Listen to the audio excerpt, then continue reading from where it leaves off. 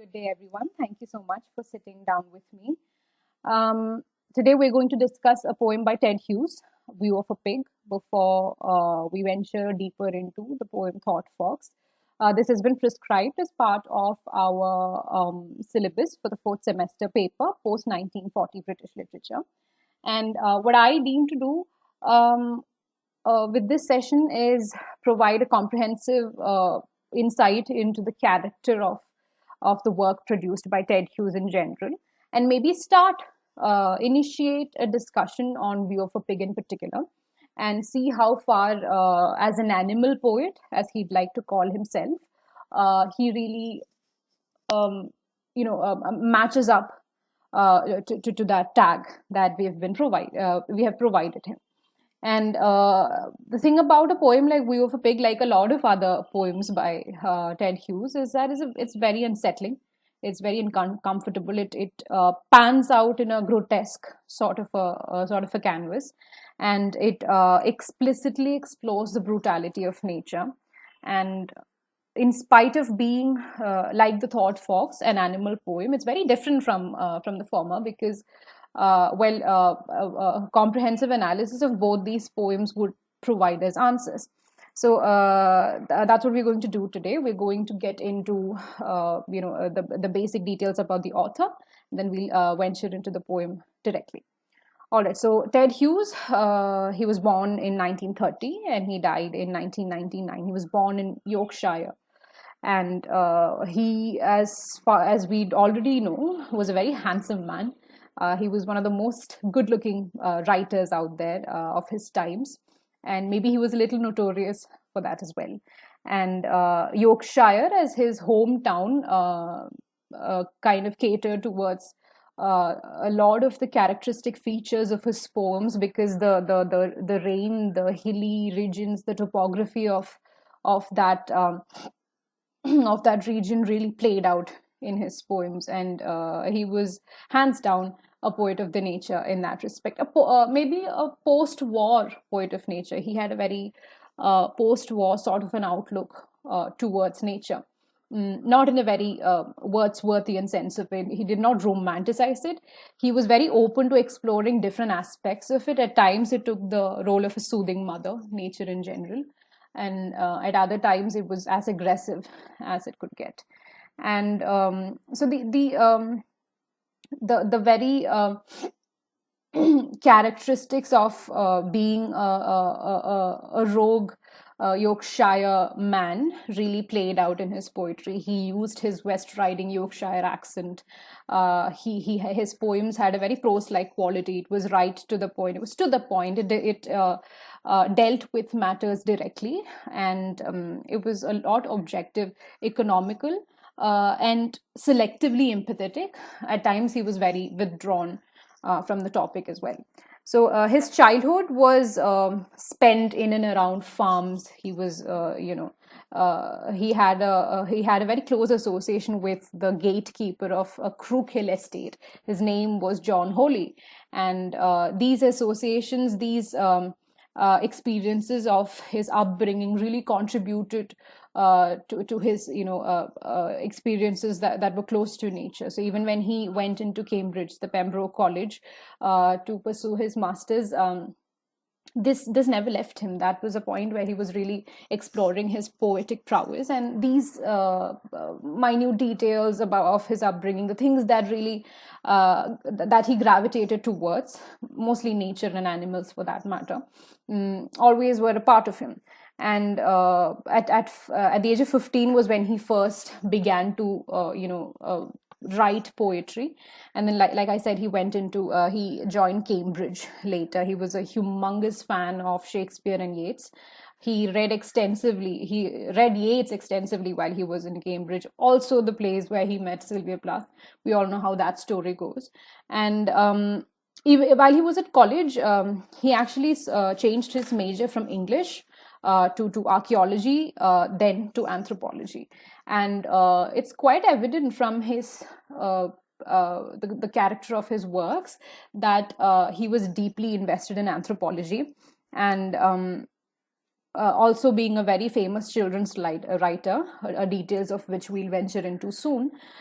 He was also known for anthropomorphism, a sort of a romanticized anthropomorphism. Anthropomorphism is basically this concept by which you allot human characters to non-human objects, like personification. So he was very invested in bringing the animal world close to the human world, and note down the stark similarities between the both.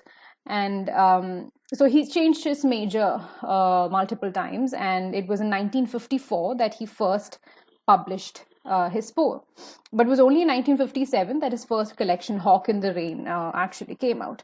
And his acquaintance with Plath, like I said, was at a party that was after he published in Saint Botol's Review. It was a party held, and then they met through mutual friends, and the relationship progressed rather quickly. And in 4 months, they were married. By 1956, I think they were married. And obviously, she died a few years later in 1963. She died by suicide. And he was held responsible. He came under a lot of controversial light after her death, especially because of his infidelity.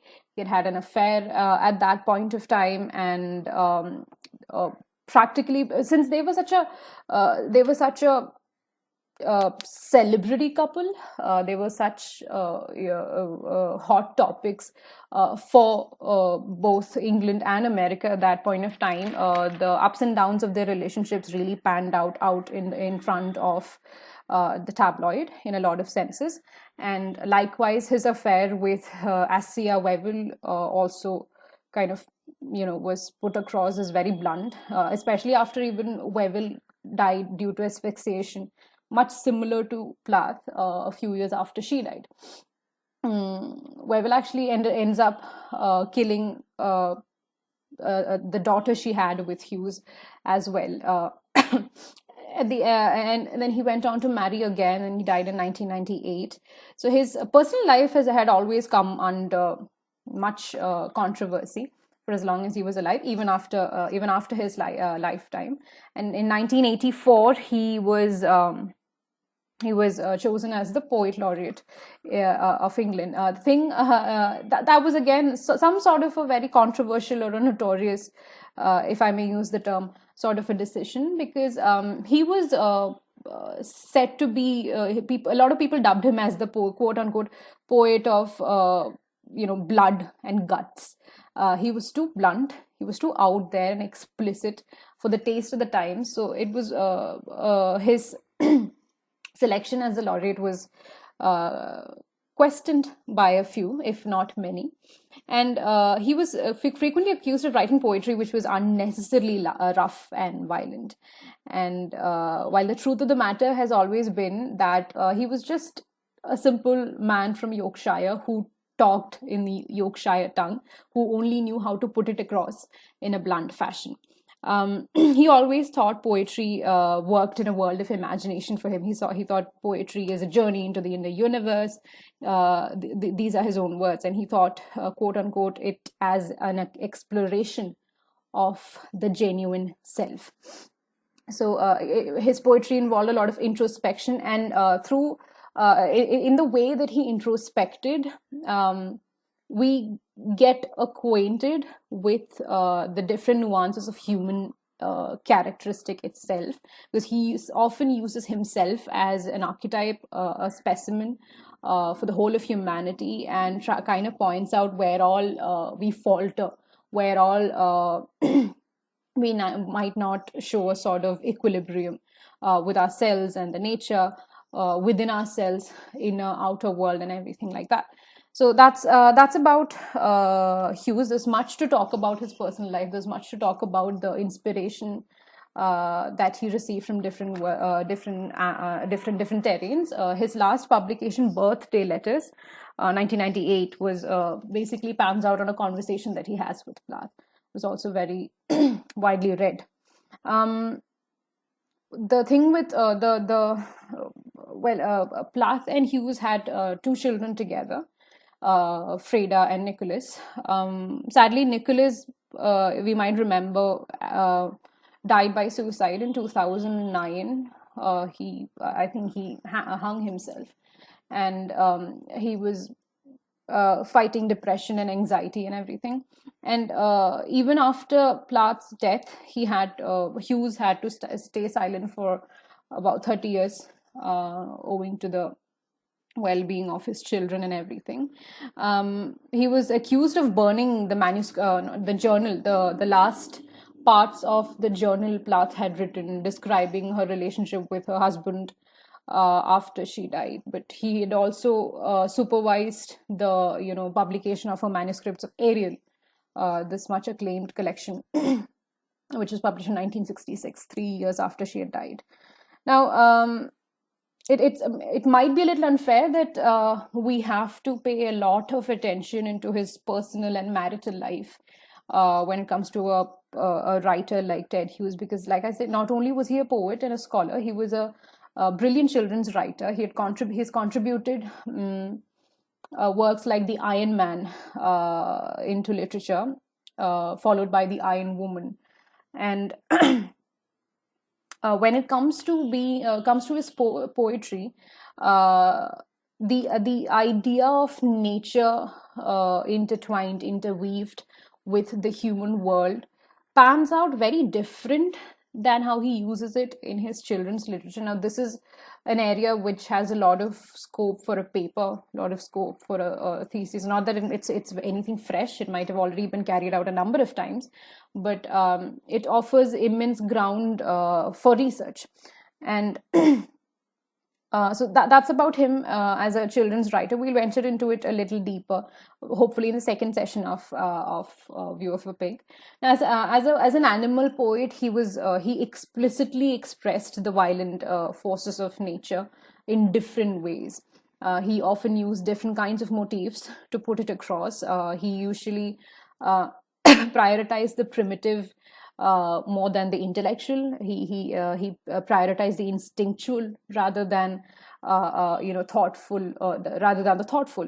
And he deeply ventured into the animal side of human beings. And he not all the time, but often he had a very rational, objective and detached style of writing, while at times he did venture into a very personal, empathetic, sympathetic tone as well. Uh, More often than not, he used this rational and objective tone so as to show the disconnectedness of humanity that was catalyzed by the arrival of scientific progress, especially after the wars and everything. And he also, like he was dubbed as a poet of blood and poetic voice of blood and guts. Also explored the tendency of human beings for aggression. He explored that vividly. And so he really, in a lot of senses, spans out in that very grotesque sort of a terrain. And most important of his publications are three collections. The Hawk in the Rain is obviously the most popular one, the first collection, for which he actually received the Harper Publication Contest as well. It was in 1957, like I said. Another publication 3 years later, 1960, was Lupercal. Lupercalia was actually a festival of fertility, like it is shown in Julius Caesar. So Lupercalia was published in 1960, and the inspiration from this Lupercalia festival itself shows us how intricately bound Ted Hughes was to the idea of nature, to the idea of the bondage between life and nature. Another collection, 1967, was Wardwoe, the word itself being translated into a man from the woods. So so we get the tone of his work largely. We get how, like I said, how sensitively and magnificently bound he was to nature. But he was very different from the transcendentalist or romantic aspect of man and nature. In many respects, he could be considered as modern as well as postmodern, because there is much overlapping between the two, especially considering the period in which he wrote. So let's get into View of a Pig. The best way to get acquainted with an author, a writer, is to first get familiar with his or her work, and then uh, try to equate the common characteristics of the author onto the work. So let's get into View of a Pig. We'll first have a reading. We'll go through it once, and in the next session, we'll go through it in a very paraphrase sort of a way. We'll take it stanza by stanza. Naturally, like all of his works, this work has also been divided into six stanzas of 4 lines each. Like poems like Wind and Hawk Roosting, everything has the same format. He does not really use much, does not employ rhyme or meter. Like I said, he was a man of conversations. He used speech like rhythm. He prioritized that speech quality in his works, and many of the lines of the poem are end stopped. All stanzas are end stopped. So each stanza stands, when once you go through the poem, we'll realize that, each stanza is very independent. We could pick up 4 lines from some part of the poem, and they'll stand independent. They're not strictly dependent on the rest of the lines of the poem. So let's get into the poem. Let's have the first read, and then we'll move on later. View of a Pig, Ted Hughes. The pig lay on a barrow dead. It weighed, they said, as much as 3 men. Its eyes closed, pink white eyelashes. Its trotters stuck straight out. Such weight and thick pink bulk, set in death, seemed not just dead. It was less than lifeless, further off. It was like a sack of wheat. I thumped it without feeling remorse. One feels guilty insulting the dead, walking on the graves. But this pig did not seem able to accuse. It was too dead, just so much a poundage of lard and pork. Its last dignity had entirely gone. It was not a figure of fun.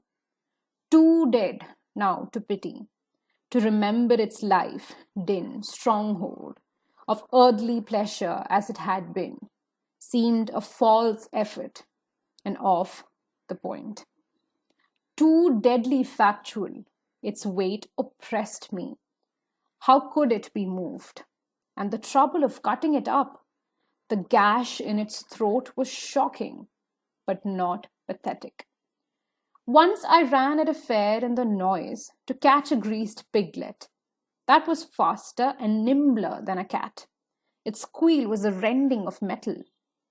Pigs must have hot blood. They feel like ovens. Their bite is worse than a horse's. They chop a half moon clean out. They eat cinders, dead cats.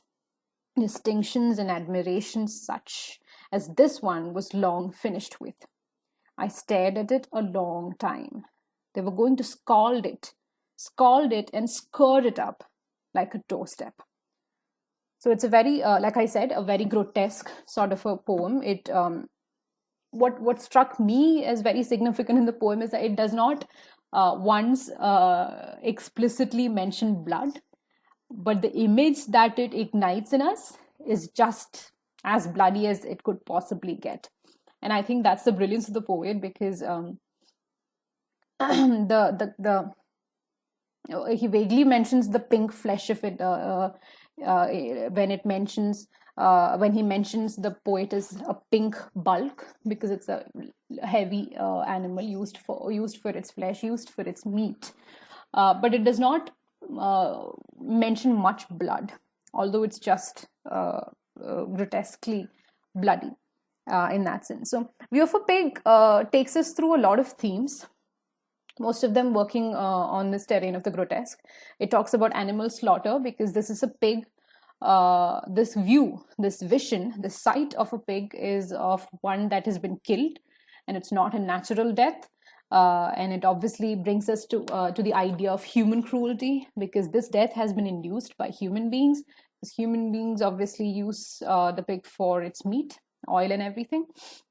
And it indirectly mentions much about uh, commercialization, because it renders the pig as a market product. So maybe it's also a direct critique of capitalism, and how just like the pig, everybody is reduced to something. Pig is reduced to commercialized meat by capitalism. So the symbolism or the analogy that we can draw from the pig is that is to equate it with human beings in general, or the figure of the human, and draw out similarities between the two. How different? At the end of the day, Hughes is basically asking us, how different are we from the pig in this post-war sort of a world? Environmentalism, subtle remarks of my environmentalism, and of course there's this question of the true idea of nature. What is nature?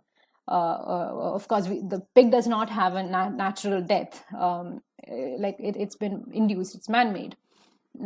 But the poem explores different aspects of the nature.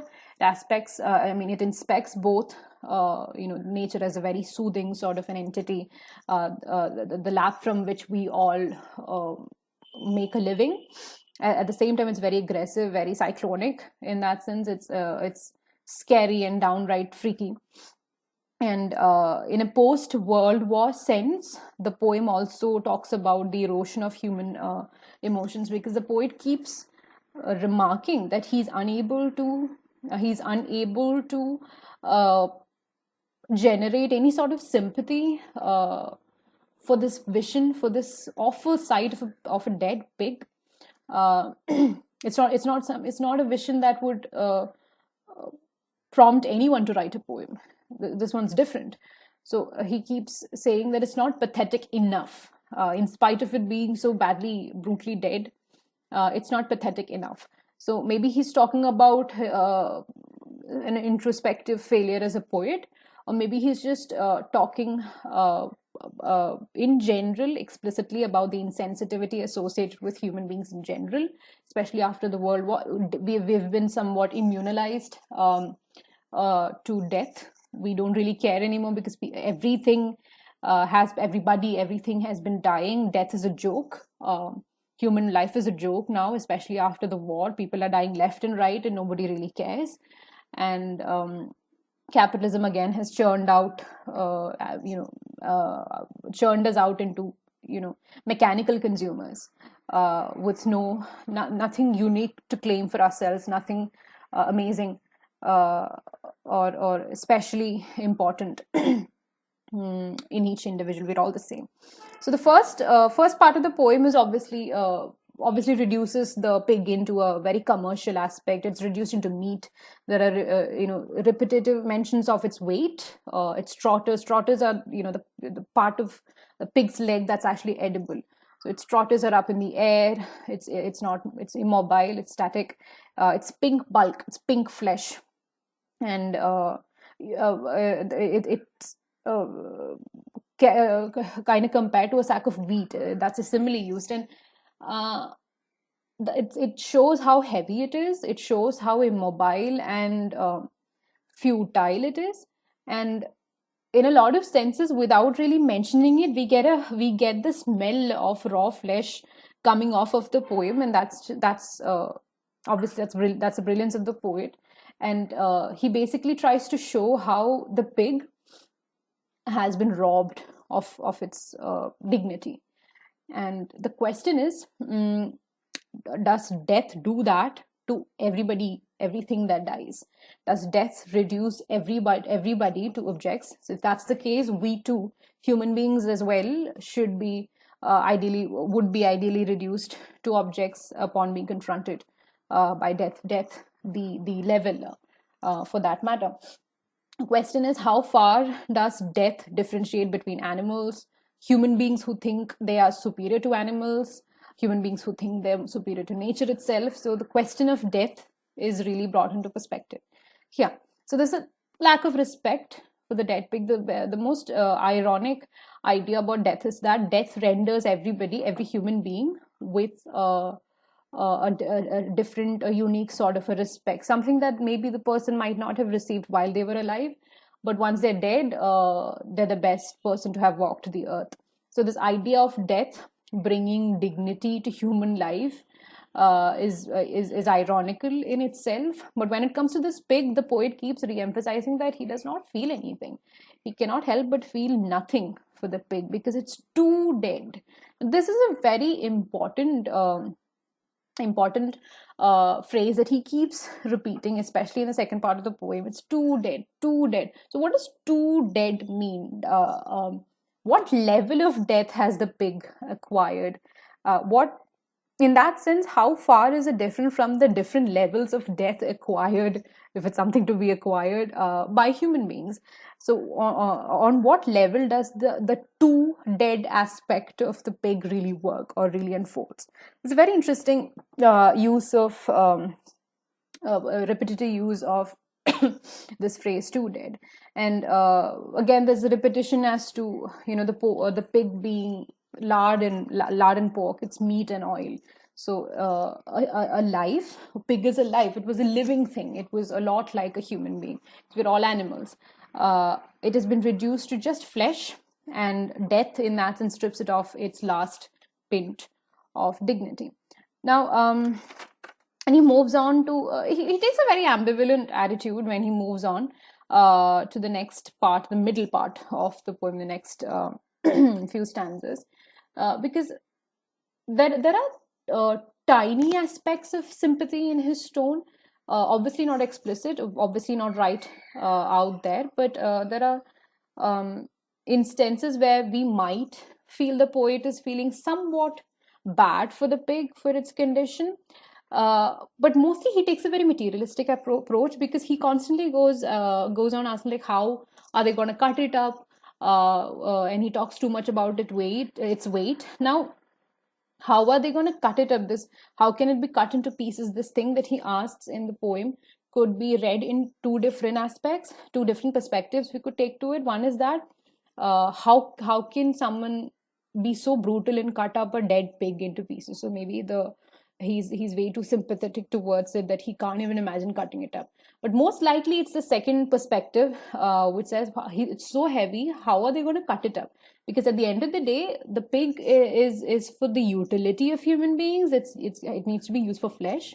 So the mammoth task of cutting it up into pieces in a very economical, materialistic, capitalist sort of a way is looked into or presented by Ted Hughes here.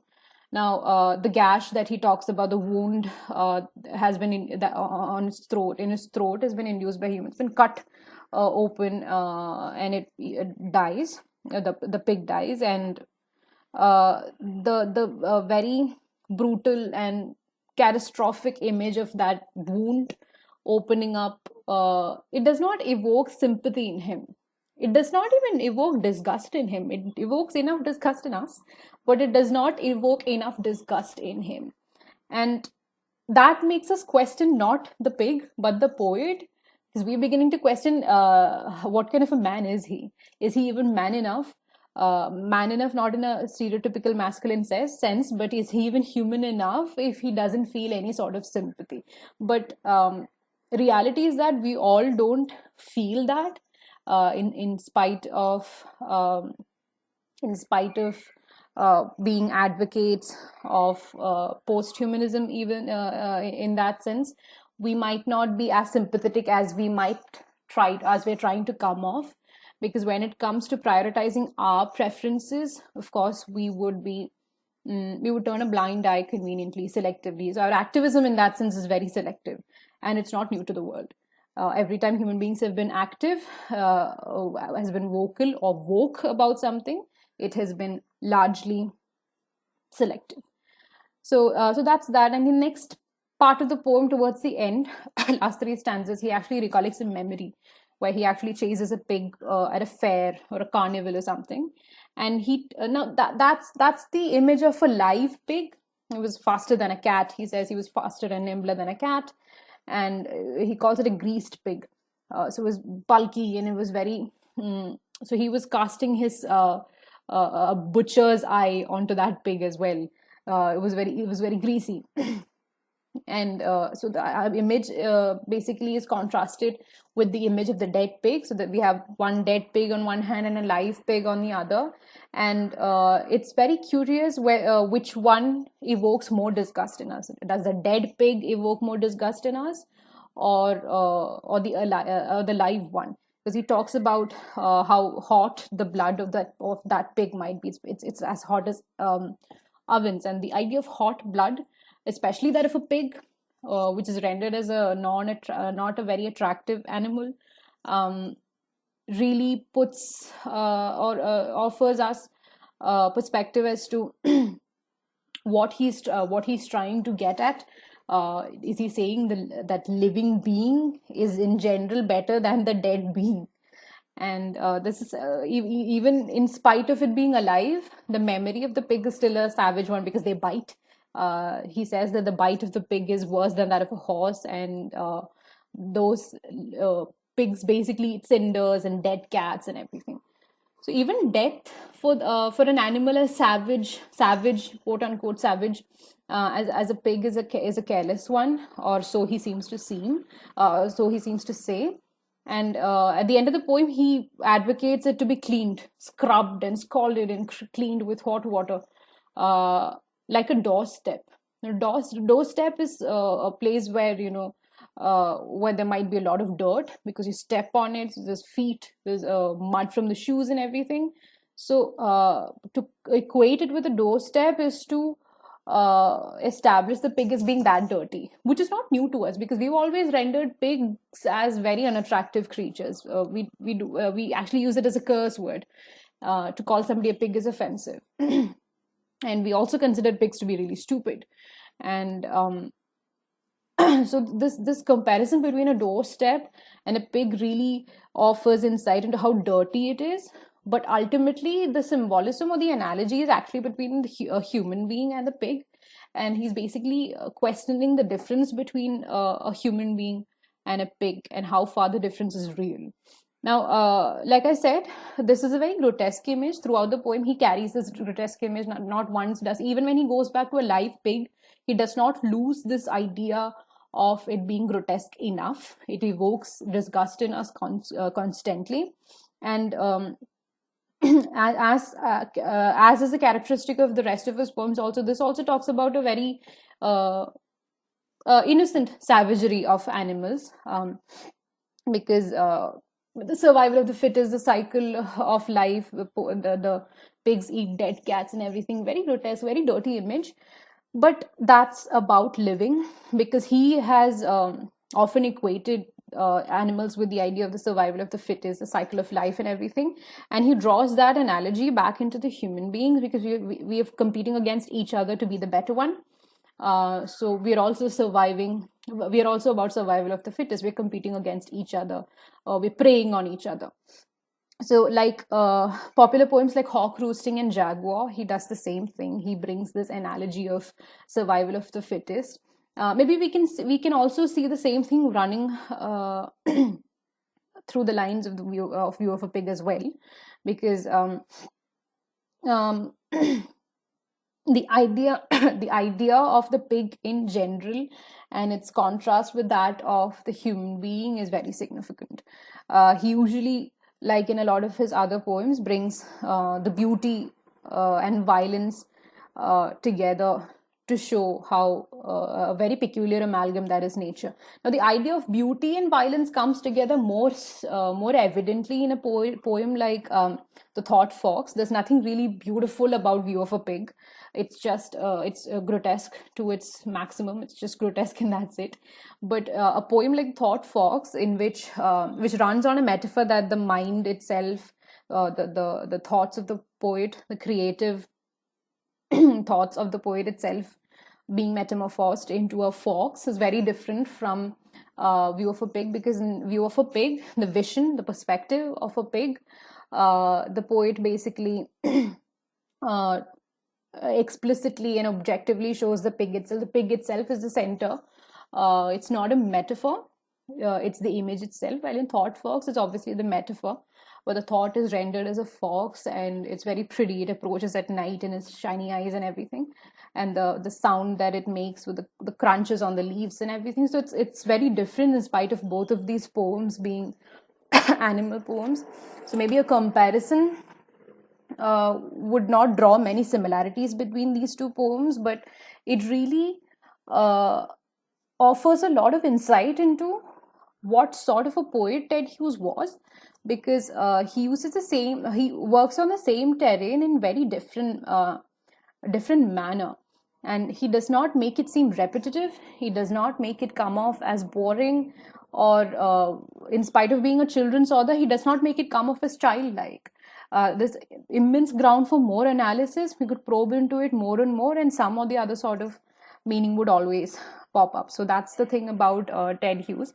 Now, with this, we come to the end of our first session on View of a Pig. For the next session, obviously, we'll be sitting down on the poem in detail. We'll take it stanza by stanza, line by line.